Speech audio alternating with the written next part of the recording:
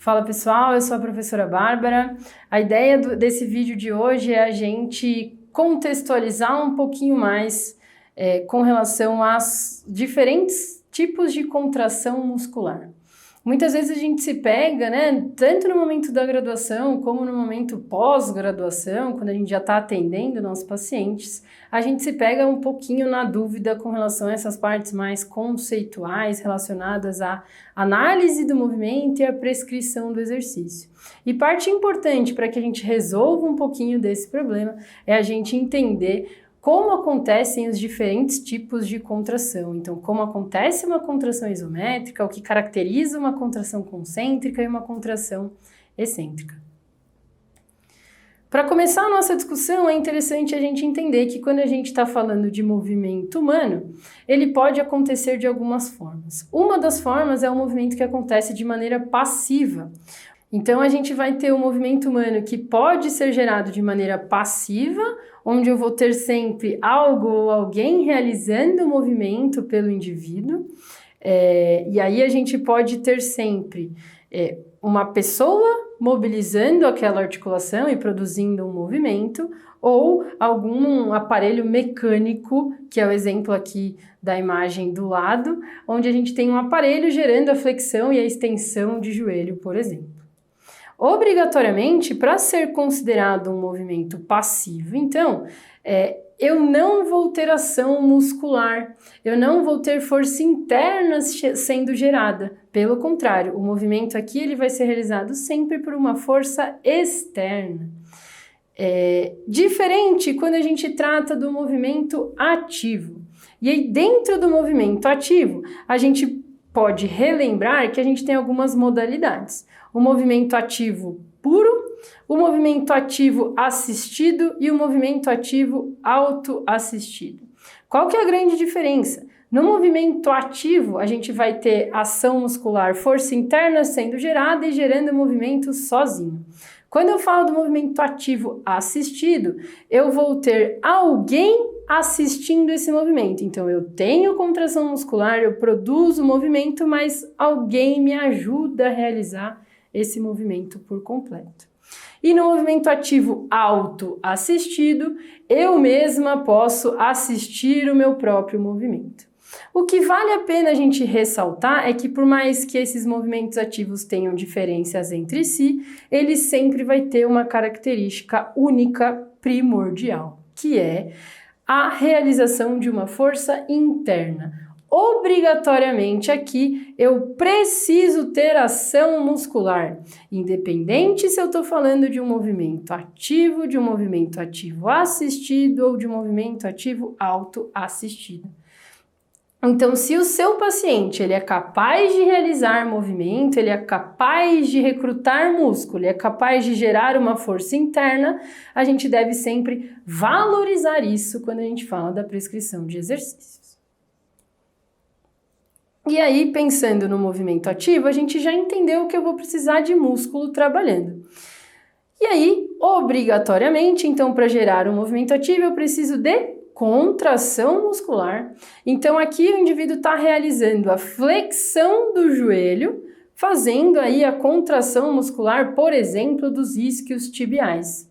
É obrigatório que ele consiga, para gerar um movimento ativo, é obrigatório que ele consiga fazer essa contração.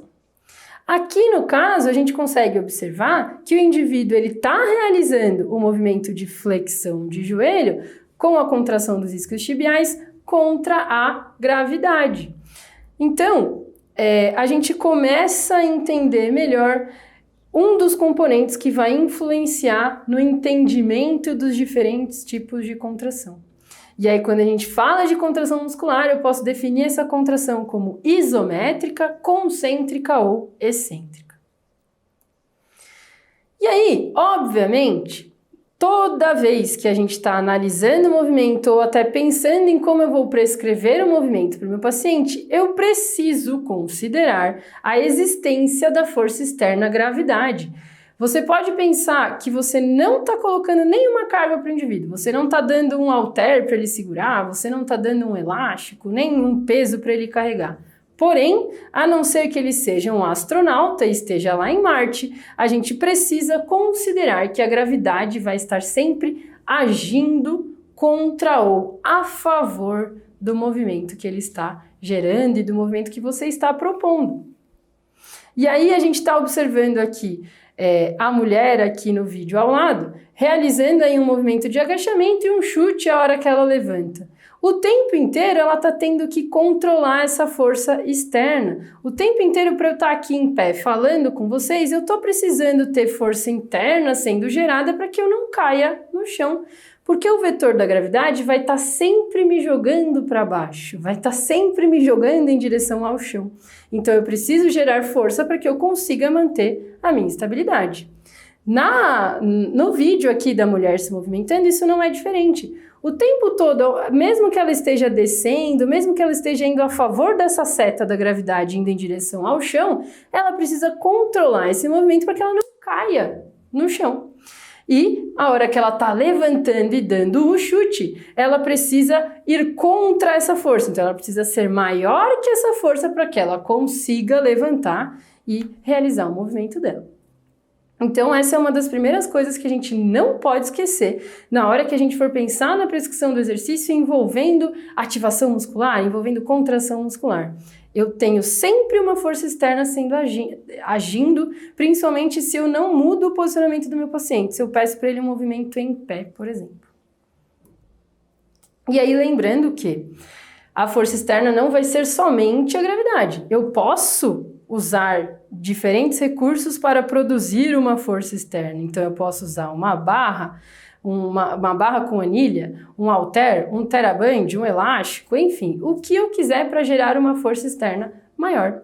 E daí entender, essa força externa, ela está direcionada para baixo, para o lado, onde que ela está gerando maior resistência no meu movimento.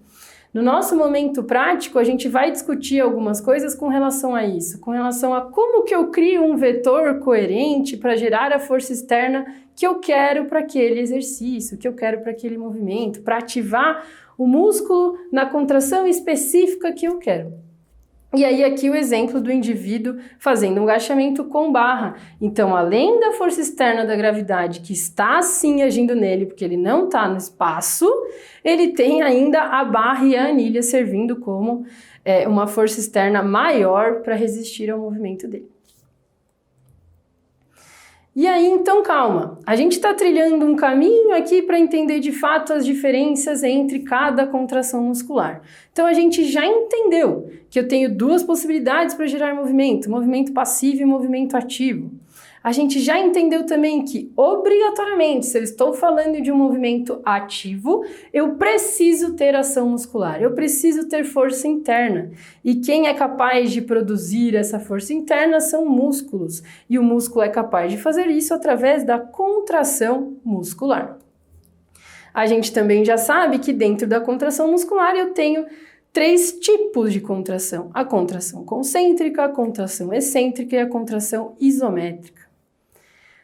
Além disso, para começar a avaliar, analisar e prescrever algum exercício que envolva a contração de músculo, eu preciso sempre considerar as forças que estão atuando naquele corpo, naquele movimento. E aí sim, a partir de agora, a gente vai ser capaz de identificar e diferenciar qual tipo de contração está acontecendo em determinado movimento ou em determinada ação. E aí, quando a gente fala da força isométrica, é aquela força onde aquela contração, onde a gente vai gerar a contração do músculo sem alterar o comprimento dele. Então, aquele exercício da prancha horrível, onde 10 segundos duram dias, você tem que se manter parado, contraindo um monte de músculo para te manter ali. Só que você está tendo essa contração, mas ao mesmo tempo você não está se movimentando. Então você contrai o músculo e não altera o seu comprimento. Você mantém a mesma coisa se eu fizer uma força muito grande no meu bíceps e ficar. Ele está sendo contraído, mas eu não estou nem alongando ele, nem encurtando ele. Ele está parado. E aí um exemplo clássico é quando vocês vão em algum banheiro químico ou algum banheiro de origem duvidosa e não quer encostar de jeito nenhum no vaso sanitário. Você tem que produzir uma força interna importante para te manter ali paradinho enquanto você utiliza esse banheiro duvidoso aí. Então, é um tipo de contração onde a gente vai ter o torque interno igual ao torque externo. Eu não vou ter uma prevalência de uma geração de força sobre a outra. Elas se igualam e você se mantém parado. Já quando a gente fala das contrações concêntricas, aqui sim vocês estão observando movimento. Então, é a contração que acontece quando a gente tem essa ativação muscular e eu encurto o meu músculo, eu estou aproximando a origem de inserção. Essa é uma característica importante da contração concêntrica, mas vale a pena a gente entender que sempre que eu estou aproximando a origem de inserção, eu tenho que estar ganhando da força externa. Então, vamos imaginar que eu não estou segurando nenhum halter como no vídeo. O indivíduo está com a mão livre. Ele só tem a força da gravidade agindo sobre o segmento. A força da gravidade a gente já sabe, me joga sempre para baixo. Então, para ele conseguir realizar a flexão de cotovelo, o movimento ele tem que acontecer contrário ao vetor da força externa. Então, o movimento está acontecendo para cima e não para baixo a favor da força da gravidade, por exemplo. E aí, é muito importante a gente pensar em quais momentos o meu paciente precisa daquele músculo e de que maneira que ele precisa daquele músculo. Será que ele precisa muito mais de uma força, de uma geração de torque contra forças externas ou ele precisa mais de controle, de frear algum movimento? E aí a gente entra no que a gente chama da contração excêntrica, que agora a gente está falando de movimento também, então observa que diferente da contração isométrica, eu estou observando o movimento acontecer. A diferença agora é que eu vou ter contração muscular enquanto eu afasto origem de inserção. Eu estou aumentando o comprimento do meu músculo, diferente na concêntrica quando eu estou diminuindo. E aí, obrigatoriamente, essa fase, essa contração excêntrica, ela deve acontecer a favor do vetor da força externa.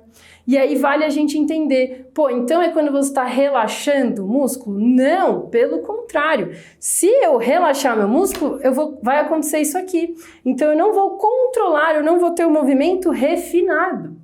Então, a contração excêntrica ela tem muito mais a ver com o controle do movimento. Eu continuo tendo ativação do meu músculo, só que agora a favor do vetor da força externa.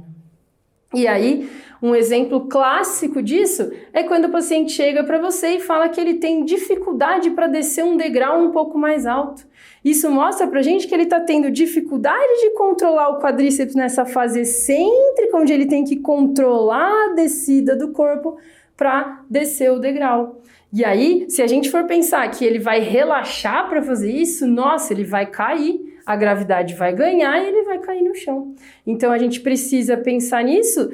Se meu paciente tem essa queixa específica, por exemplo, eu vou valorizar os meus exercícios e vou prescrever exercício trilhando esse caminho, trilhando esse controle mais excêntrico do movimento. E aí, só para que fique um pouco mais claro, vou pedir para vocês pegarem um copo de água bem cheio e levantarem esse copo d'água. Só tira ele da mesa e palpa a musculatura flexora de cotovelo de vocês. Vocês vão poder observar que está existindo a contração da musculatura flexora. Continue palpando e aproxima o copo da sua boca. A contração continua existindo e agora de uma maneira concêntrica, você está aproximando a origem de inserção, vencendo a força da gravidade e o peso do copo. Continua palpando agora e posiciona o copo sobre a mesa de novo. Você vai observar que a mesma musculatura continua contraindo e agora de uma maneira excêntrica, onde eu estou controlando, porque se eu não controlar, o que vai acontecer? O meu copo vai cair e molhar a mesa inteira. Então, espero que vocês tenham conseguido perceber como que essas contrações acontecem nesse exemplo um pouquinho mais mais rápido, e nos próximos vídeos a ideia é fazer demonstrações um pouquinho mais práticas com vocês da aplicação e da análise desses tipos de contração. Muito obrigada, então, pessoal, a gente se vê numa próxima.